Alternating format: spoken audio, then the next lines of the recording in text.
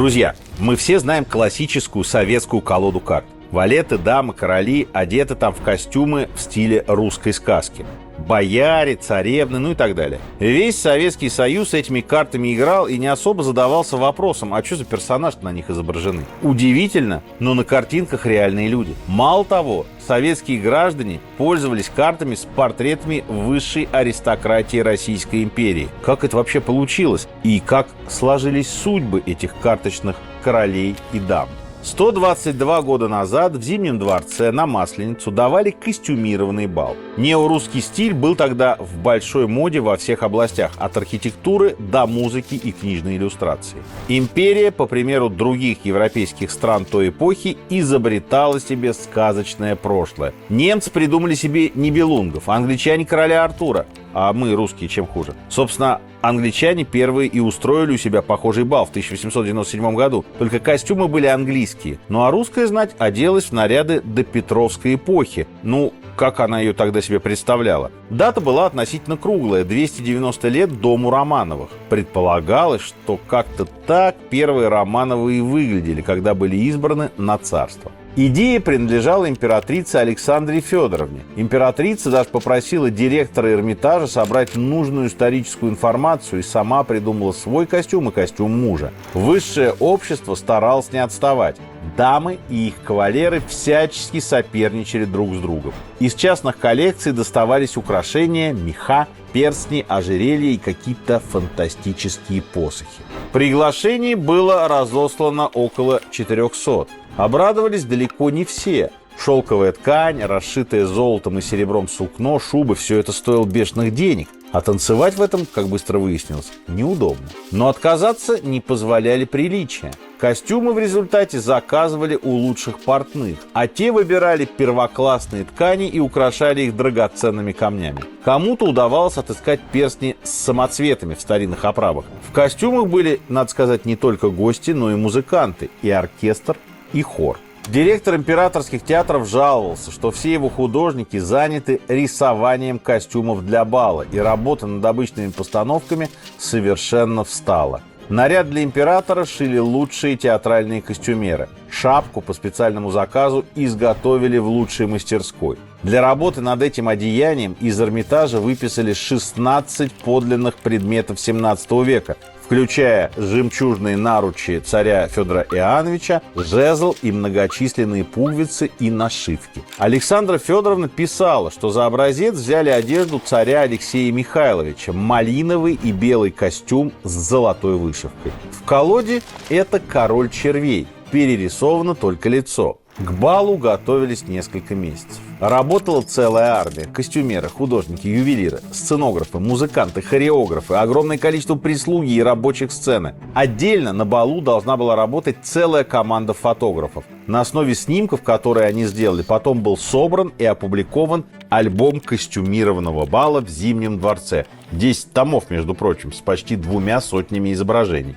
Великолепие бала потрясало. По выражению очевидца, в этот день фамильные драгоценности появились в таком изобилии, которое превосходило всякие ожидания. Гвардейские офицеры были в нарядах стрельцов. Графини и баронессы стали похожи на героини русских сказок или на своих прабабушек. На императрице была тиара, покрытая бриллиантами, изумрудами и жемчугом. Платье было заткано матовым золотом, а плечи украшены изумрудами и бриллиантами, причем центральный изумруд был величиной с ладонь. Все это обрамляли жемчужные подвески. Бал проходил в 2 вечера, с 11 и на 13 февраля. Праздновали весело и пышно. В первый вечер, собравшись в Романовской галерее Зимнего, пары в костюмах русским поклоном приветствовали царскую семью. В Эрмитажном театре состоялся концерт. Пел Федор Шаляпин. Давали отрывки из оперы «Борис Годунов» и балетов «Баядерка» и «Лебединое озеро». В испанском, итальянском и фламандском залах Эрмитажа прошел праздничный ужин. Кухня, в отличие от костюмов, стилизована не была. Консоме с трюфелями, венецианский салат с латуком, утка по-руански, охлажденная шарлотка и салат с крабами. Во второй вечер танцы продолжались до часу ночи. Николай II был в костюме с вышитым на груди орлом и с жезлом. Александра Федоровна в наряде царицы Марии Ильиничны.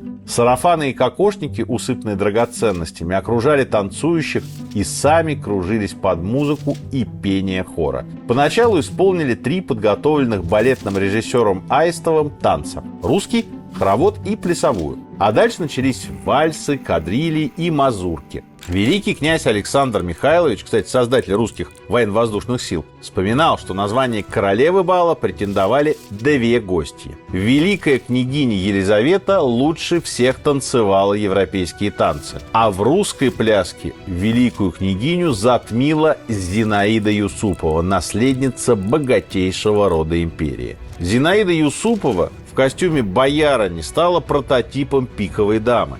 Ее соперница Елизавета Федоровна, одетая в княжеский наряд допетровской эпохи, это дама Треф. У княгини довольно печальная судьба. Всего через 2 года после бала ее муж, великий князь Сергей Александрович, московский губернатор, был убит. В его карету бросил бомбу террорист Иван Каляев. После этого Елизавета Федоровна продала свои драгоценности и на вырученные деньги основала в Москве монастырь, где сама ухаживала за нищими и больными.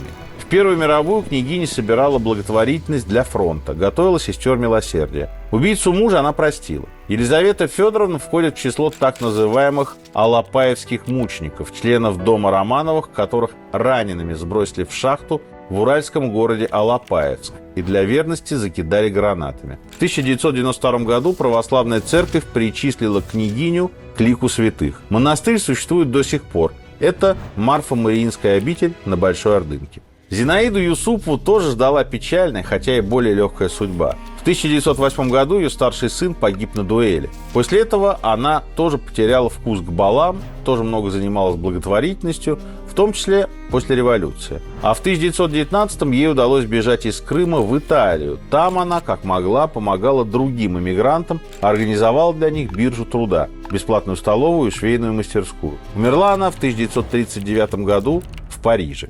Кто еще из участников бала оказался на картах? В валете «Бубен» узнается великий князь Андрей Владимирович в наряде Сокольничьего. Он делал военную карьеру, дослужился до генерал-майора. Встречался, в отличие от Николая II, реально встречался с Матильдой Кшесинской, причем у них был внебрачный ребенок. Они обвенчались только после революции, куда попали после череды приключений. Обвенчались на Лазурном берегу, где у Кшесинской была вилла. Валет Бубен пережил Сталина, умер в 1956 году. Валетом Треф стал великий князь Михаил Александрович, младший брат Николая II. На своей карте он в наряде царевича. Считалось, что это костюм Алексея Михайловича в день, когда тот выбирал себе невесту. Михаил в 1907 году против воли царя заключил марганатический брак. Влюбился в жену своего подчиненного и тайно с ней обвенчался. За это был фактически выслан из России и жил в Англии. С началом Первой мировой вернулся, командовал знаменитой туземной дивизией, набранной из горцев. Получил Георгиевский крест.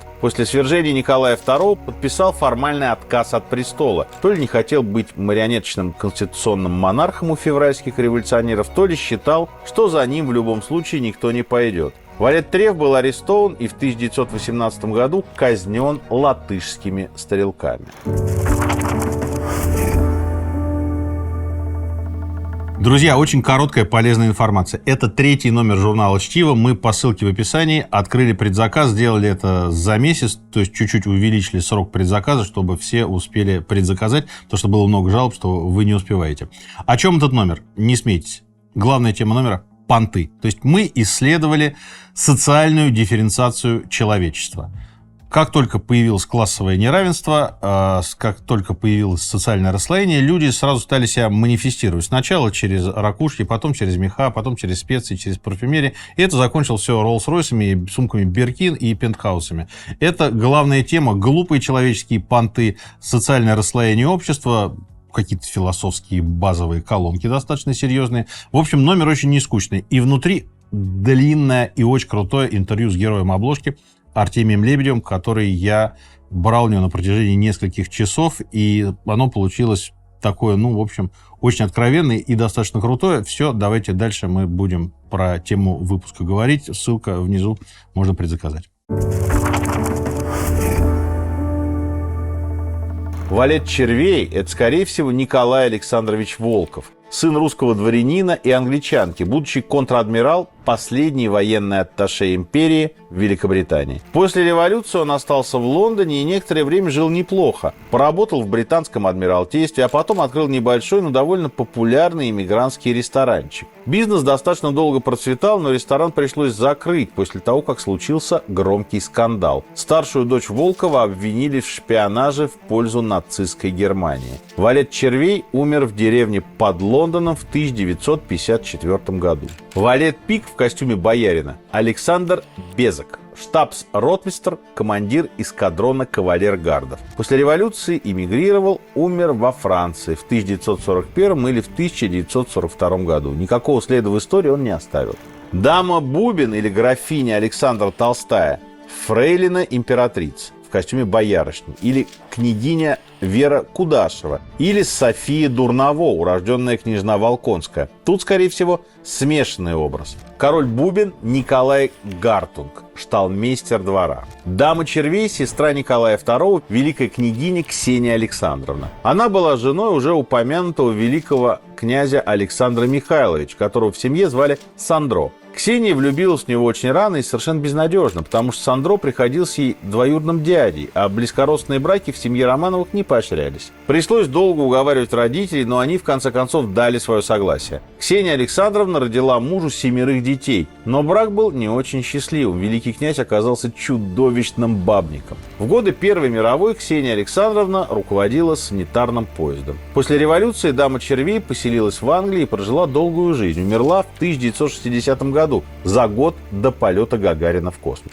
Любопытно сложилась судьба короля Треф, графа Михаила Граббе. На карте он одет в костюм так называемого жильца. Так в 16 веке называли отборных боярских детей, которых отправляли в Москву на житие, то есть служить в царской охране. Граббе, несмотря на графский титул и немецкую фамилию, был донским казаком. В 1914-м получил Георгиевский крест. Контуженный с 200 казаков целый день отбивался от немецкой бригады. В 1916 году стал атаманом войска Донского. Эмигрировал, занимался политическим активизмом. В 30-е годы возглавил так называемое Всевеликое войско Донское за рубежом. В 1941 году, после нападения Гитлера на Советский Союз, король Треф призвал казачество поддержать нацистов. Чем это кончится, увидеть не успел. Год спустя умер в Париже. Ну а пиковый король исключение из правил. Считается, что это Иван Грозный либо с картины «Царь Иван показывает сокровища английскому послу», либо с портрета Васнецова. После бала и публикации альбома в Петербурге и вообще в России началась повальная мода на русский стиль и костюмы а-ля Рус. До карт дело дошло не сразу. Их напечатали 10 лет спустя, к 300-летию дома Романовых. Делались они на Александровской мануфактуре, единственном в стране предприятии, которое вообще имело право выпускать игральные карты. Фабрика принадлежала так называемому ведомству учреждений императрицы Марии. Это был отдел царской канцелярии, который отвечал за благотворительность. Схема была придумана еще в начале 19 века, и логика была такая. Азартные игры вредны, запретить совсем их нельзя, поэтому давайте хотя бы сделаем так, чтобы вся прибыль от выпуска карт шла на благотворительность. Ввоз колод из-за рубежа запретили, так что конкурентов у фабрики не было. В колоды даже вкладывалась особая карта с эмблемой благотворительного учреждения на рубашке – пеликан, кормящий птенцов. После революции фабрику закрыли, но уже в 1923-м снова начали выпускать карты. Военный коммунизм кончился, начался НЭП, а при НЭПе жилось местами даже слишком весело, и хорошая колода карт быстро стала нужна всем. Изобретать ничего не стали, взяли то, что было под рукой. Неизвестно, знали ли люди 20-х, кем ходят с козырей. Если знали, то, скорее всего, чувствовали в этом определенную иронию. Но постепенно знание это забылось. Одни герои бала были давно мертвы, другие доживали свой век где-нибудь в Париже. А для миллионов советских граждан это были просто карты с людьми в прикольных сказочных костюмах. Колода выпускалась до 1993 года и пережила таким образом не только Российскую империю, но и Советский Союз.